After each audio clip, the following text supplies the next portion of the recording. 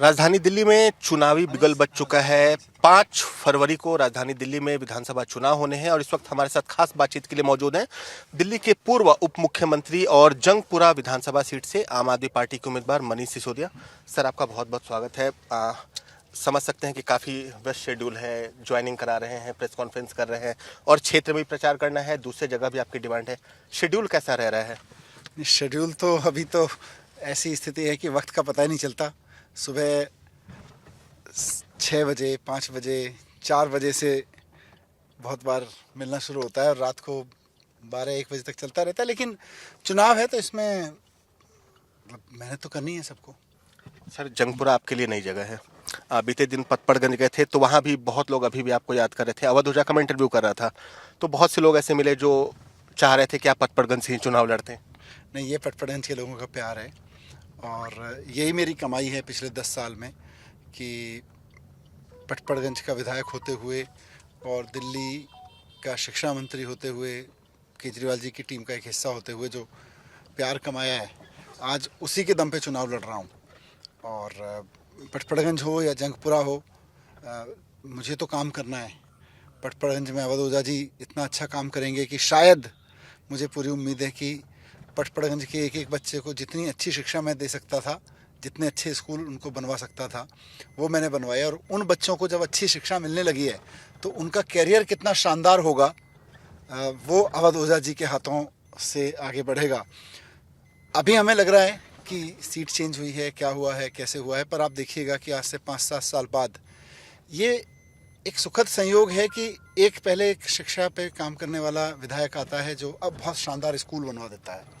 उन स्कूलों में बच्चे अच्छी पढ़ाई करते हैं और वो बच्चे जब स्कूल की पढ़ाई पूरी करके निकल रहे होते हैं तब तक अवध ओझा जी जैसा एक व्यक्ति विधायक बन के आ जाता है जो आगे उनकी हायर एजुकेशन और साथ साथ उनके कैरियर की तरफ एक मेंटर की तरह उनके साथ खड़ा होता है।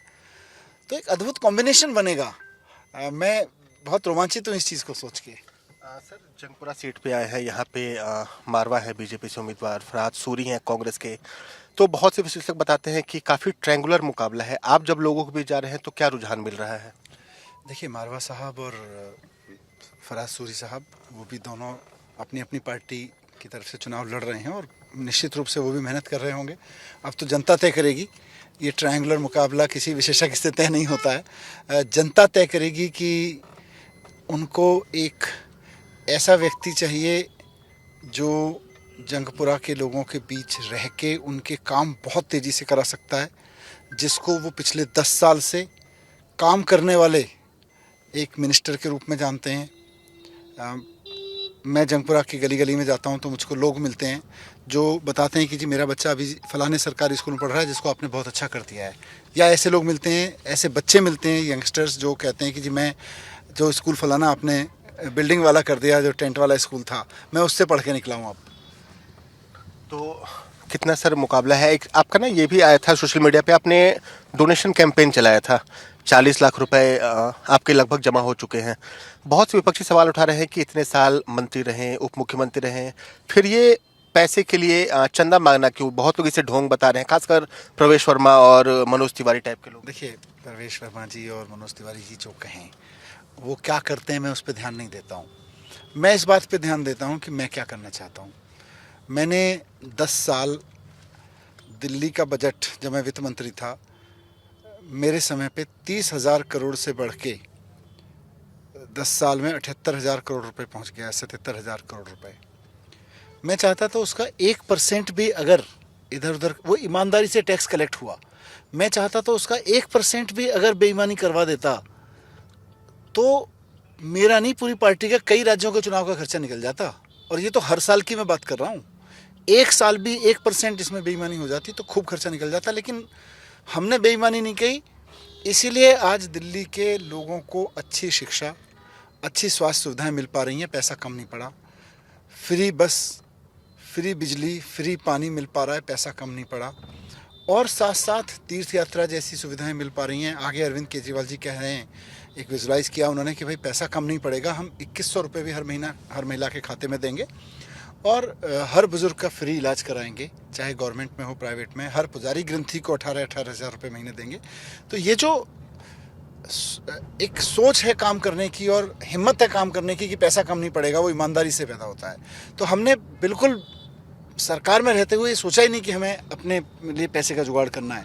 आज जब मैं चुनाव में लड़ने जा रहा हूँ तो फिर मुझे लगता है कि भाई पैसे की ज़रूरत है। मैंने पिछली बार भी चुनाव जनता के पैसे से लड़ा था। पिछली बार 27 लाख रुपए की लिमिट थी, मैंने 27 लाख रुपए मांगा, 20-22 लाख रुपए खर्च हुआ। इस बार भी मुझे 40 लाख रुपए की लिमिट है, तो मैंने 40 लाख रुपए जनता से मांगा।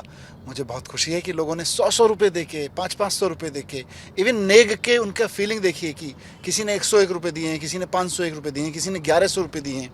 तो ये जो लोग डोनेट कर रहे हैं ये फील के साथ कर रहे हैं, पवित्र भाव से अपना कंट्रीब्यूशन दे रहे हैं। तो इस पैसे से चुनाव लड़ के जीतूंगा, जनता के पैसे से चुनाव लड़ूंगा तो जनता के लिए काम करूंगा। जो लोग भ्रष्टाचार के पैसे से चुनाव लड़ते हैं वो आगे जाके भ्रष्टाचार करेंगे। जिन लोगों से पैसा लेके चुनाव लड़ते हैं उनके लिए काम करेंगे। मैं जनता के पैसे से लेके चुनाव लड़ रहा हूँ, मैं जनता के लिए काम करूंगा।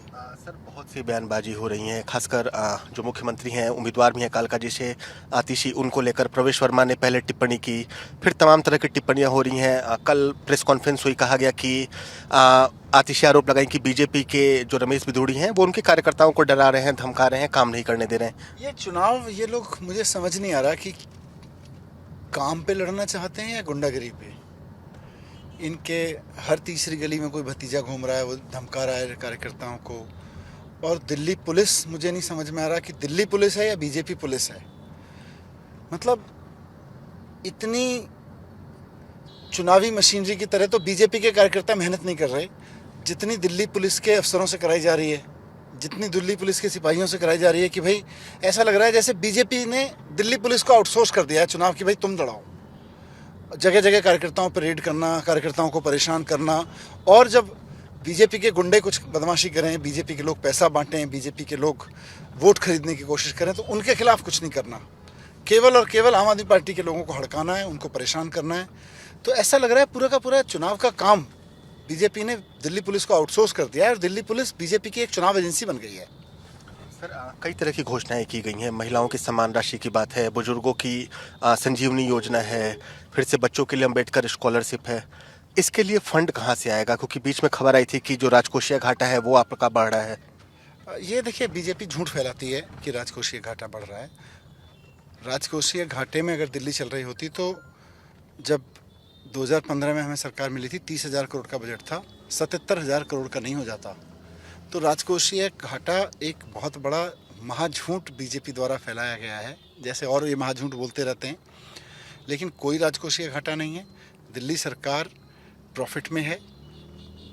प्रॉफिट ऊपर नीचे होता रहता है और सरकारें कोई प्रॉफिट के लिए नहीं चलती हैं, सरकार तो वेलफेयर के लिए चलती हैं, डेवलपमेंट के लिए चलती हैं। तो ये राजकोषीय घाटे की खबर बहुत झूठ बताई गई है, ऐसा कुछ है नहीं। सर, क्या लगता है, आपने जंगपुरा के लिए खास तौर पर एक घोषणा पत्र कह सकते हैं शिक्षा को लेकर किया था, तो मतलब जंगपुरा में शिक्षा पे भी काम होना है। मैंने काफ़ी स्कूल पे काम किया था पहले सरकार में रहते हुए, इसीलिए लोग मुझे जानते भी हैं। बच्चे मिलते हैं तो कहते हैं कि जी आपने आपसे मुझे अवार्ड दिया था, मेरे स्कूल में आप आए थे, वो सब किया। लेकिन जंगपुरा में बहुत सारे काम होने हैं। 10 साल पहले 10-12 साल से आम आदमी पार्टी यहाँ है और काफ़ी काम किए हैं, लेकिन उसके बावजूद 40 साल 50 साल पुराने सीवर हैं जो चेंज करने हैं। वो जब मैं सरकार में रहूँगा तो बहुत तेज़ी से हो जाएंगे। मेरे लिए फ़ंड जुटाना मुश्किल नहीं होगा, मेरे लिए व्यवस्था करना ठीक नहीं होगा, अफसर से काम कराना मेरे लिए मुश्किल नहीं होगा। तो ये सारी चीज़ें मैं फटाफट करा पाऊंगा बाकी किसी एमएलए के मुकाबले। तो छोटे छोटे सवाल रहेंगे। परिवार को कितना समय दे पा रहे हैं, क्योंकि लंबा समय आप जेल में भी थे? तो अभी तो पूरा परिवार ही चुनाव में लगा हुआ है। मेरी वाइफ, मेरा पूरा का पूरा परिवार, मेरे सब रिश्तेदार चुनाव में लगे हुए हैं। एक आखिरी सवाल सर, रोड मैप क्या रहेगा जंगपुरा को लेकर आपका? जंगपुरा एक ऐसी कॉन्स्टिट्यूंसी है नवीन जी जो मुझे लगता है बहुत हिस्टोरिक प्रोफाइल रखती है। इसमें दरियागंज जैसे ऐतिहासिक मार्केट हैं जहाँ से पब्लिशर्स, बहुत बड़े बड़े देश के, दुनिया के पब्लिशर्स बैठते हैं। उसके अलावा भी दरियागंज का अपना एक इतिहास रहा है। हज़रत निज़ामुद्दीन जैसी दरगाह यहाँ पे है जो इंटरनेशनल फेथ का सेंटर है, इंटरनेशनल फेम है जिसकी। साथ साथ लाजपत नगर जैसा सेंट्रल मार्केट है, जिसको मैंने शुरुआत की थी दिल्ली के 5 बड़े मार्केट्स के रूप में चांदनी चौक की तरह रिडेवलप करने की। तो ये सारी योजनाएं हैं, लेकिन जंगपुरा के हर व्यक्ति को मैं श्योर करना चाहता हूँ कि वो अपने घर से निकलेगा तो उसको टूटी हुई सड़क नहीं मिलेगी, उसको गड्ढे नहीं मिलेंगे, उसको सीवर का बहता हुआ पानी नहीं मिलेगा। ये मैं अपने इस अगले कार्यकाल में सिद्ध कर दूंगा। ये लोग मुझे जानते हैं कि इसे काम कराना आता है और तेज़ी से काम कराना आता है। दूसरा, जंगपुरा के घरों में पीने का साफ पानी आएगा, ये मेरी गारंटी है। शुक्रिया बात करने के लिए। अपने कैमरा सहयोगी शेरा के साथ नवीन निशांत, इंडिया डेली, दिल्ली।